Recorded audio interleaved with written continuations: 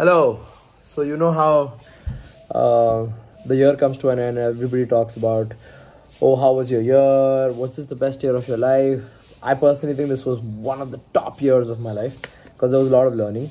So everything that I'm interested in, everything that I passionately talk about, I'm going to talk about in this vlog. There's not a lot of editing. There's not a lot of fun. There's just me talking about random stuff. More like we can call it Bilal's take on 2022. And these are for my loyal people who have been here through these 12 to 13 vlogs, who have been on Instagram, who have been my friends, who have been my family. So whoever you are, thank you. And yeah, enjoy the next 15 minutes of me talking whatever I want. In terms of growth, I think this year was by far one of my best years. And I started my year in the UK, then I went to Dubai, then I moved back to India in July, and then in India also I got to do a lot of good things. I got into pharmaceuticals, I'm almost getting into a restaurant, I started daily vlogs, I worked for a very good and cool YouTuber. Whew. And plus, politics will always be a part of me, part of my blood. This video is about my takeaways from what I have seen this year, what I think of things. People who know me know that I talk very passionately about politics, about sports, about just life in general these days. About talking about life has been like last 2 months and all of that.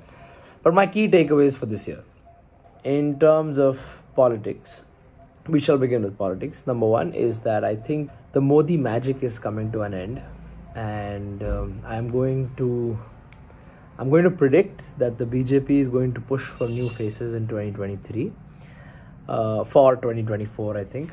And Rahul Gandhi is not a pappu anymore. Yeah, I'm sure of that right now. Whether this Bharat Jodo Yatra will convert into votes, I don't know about that. But he's coming to life. Hopefully this should be a better year for him. And finally, as an OVC fanboy, and because it's also very personal, I think this year was not the best for him in terms of electoral politics. But there's something that he strongly believes in, which I think he believes in something that Kashiram had once said, that first election is for you to lose, second election is for you to beat the other person, and third election is when you contest to win. So I think he's in a second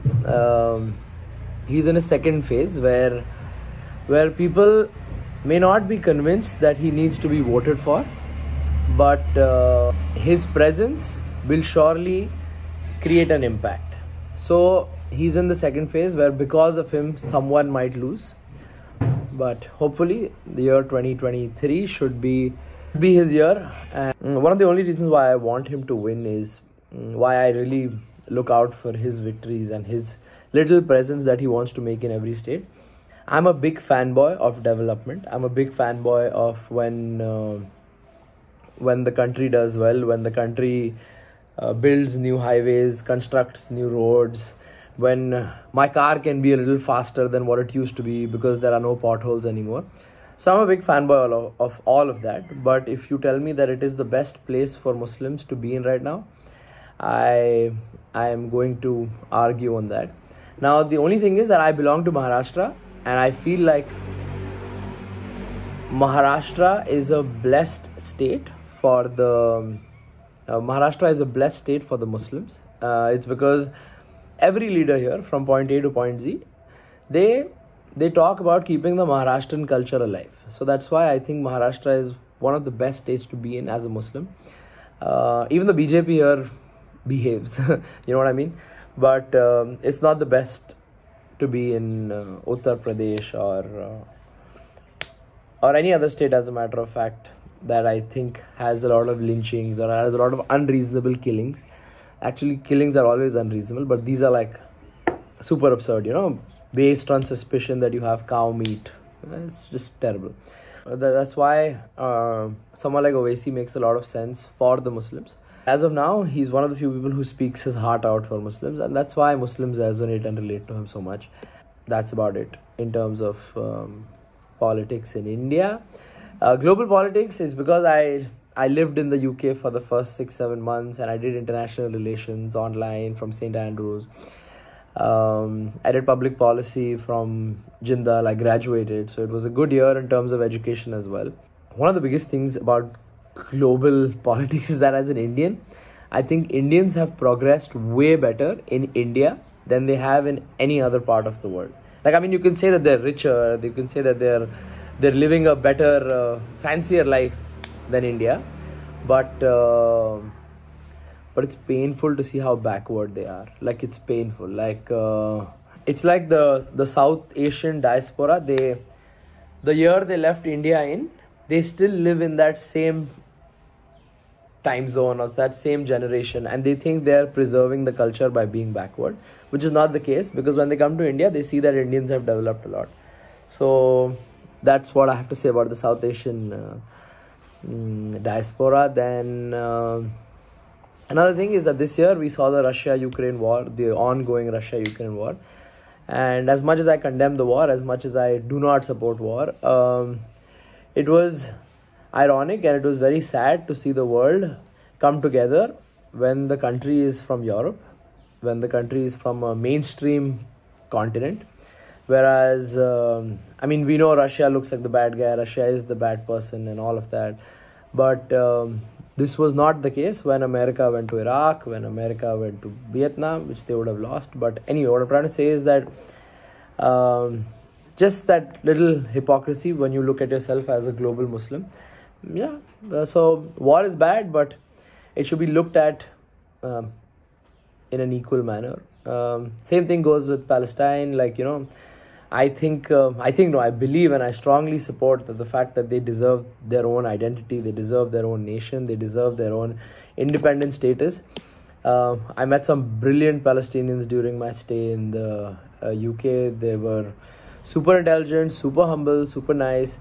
And the saddest part about their life was that they lacked a basic passport. They would have to fly on basic documents that were given to them, you know, and we can't tell the world that we have developed so much or we have progressed so much, and then there is the lack of these basic necessities that every citizen in the world has, but Palestinians don't. I will move to Qatar World Cup and sports. That is also my personal favorite. When I say sports, I mean football basically. But I am one of those football dudes who watches a lot of football. I went for the Qatar World Cup. One of the biggest things that the Qatar World Cup did was it really made people aware about the Palestinian issue and how big it is. How the world is turning a blind eye towards Palestine. But one more thing that the Qatar World Cup did, and it was phenomenal, is break that Islamic country stereotype, you know, where people didn't expect preserving Islamic culture. It did a brilliant job. As I said, it was a super halal World Cup, and I don't think we're going to see a World Cup like this for a long time. How can I forget the finals? The finals, you cannot script that final. I don't think we're going to see a World Cup finale like this in our entire life. I saw Ronaldo play his last World Cup, I think. I don't know. The man's crazy. He can probably show up at the next World Cup as well. Oh yeah, also Ronaldo signed for a Saudi club, Al Nassr, which is very painful to watch. It is not the best way to end a legacy, but it is the richest way to end the legacy. I think it's a bad decision, but he has money at the age of 38, so it's fine. Paisa. India is hosting the Cricket World Cup this year. I'm really excited for India versus Pakistan. And I also believe that because now I have a lot of friends from the other side, I personally think that India should have like Project Milap games, and India and Pakistan should just do athletics, should just do table tennis, should just do chess, should just do FIFA, should just do cricket, so that we're able to build a bridge. I feel like we as a country focus more on our little issues and our little aggression towards Pakistan, whereas this year we saw that the real The real troublemaker this year was China for the Indian borders. So I think it's time we start searching and looking up on more of that. The media is not going to highlight much of what China has been doing on Indian borders. Yeah, in terms of life, what are the my major takeaways? Be around friends who are productive. I think that's one of the biggest reasons why I've forced myself to be so productive, is because my friends have been really productive. Family always comes first, because eventually when you grow up, you realize that it's just going to be your family members around you. I lost my grandmother this year, which was very tragic and very painful. The good takeaway from that was, if you knew this is going to be your last conversation with someone and they're going to die after this point, like imagine I told you that, oh, this is the last conversation you're going to have with your grandmother. So your approach to that conversation is going to be different. And luckily, I had a very fulfilling conversation with her over the phone for like a good 30 minutes. And it was very unexpected. I don't usually ever talk to my grandmother for this long. 4 days before she passed away, out of the blue, she called me up. I was in the UK, and we were talking about these relatives of ours who shifted to Pakistan before partition, and then they moved to the UK and settled over there. So she was saying, if you get the time, go say hi to them. And good 30-minute conversation. But I didn't think that this conversation is going to be the last. That was the saddest part of the year. Other than that, talk to your family always. Your mother or your father, even if they're a member of parliament, or like, even if they're like the most sorted people you think they are, they just need somebody to talk to always. So make sure you're listening more than you're talking. You should be there to listen. Listening is like the core to being a good child or friend or husband or whatever. Finally, if you're the smartest in the room, leave the room. Because unless you're not successful, I don't want you to be the smartest in the room. We are all big fans of SRK, but the one thing that I think that really stuck with me is the fact that when he said, first get successful, then do philosophy. So when people are successful, then only listen to them. And people who are successful, you should look up to them. You should really look up to them, even if they're not doing something that you like. But 2023 is the year where I'm going to narrow down my interests, and I'm going to try and build an identity that is true to myself. When 2022 people ask me, yo, what do you do? I used to get really stressed out because I don't know what part of my life should I tell them about, because I'm doing so much. And Happy New Year. You're going to see more of me on camera this year, hopefully. I'm going to get back to doing internet friendly stuff. I'm going to deactivate my Instagram for a bit. Like, not deactivate, I'm just not going to be active on it. Yeah, and hopefully by the end of 2023, we should be more successful, we should be prouder of who we are, and we should be funnier. Chalo, see you. Bye bye.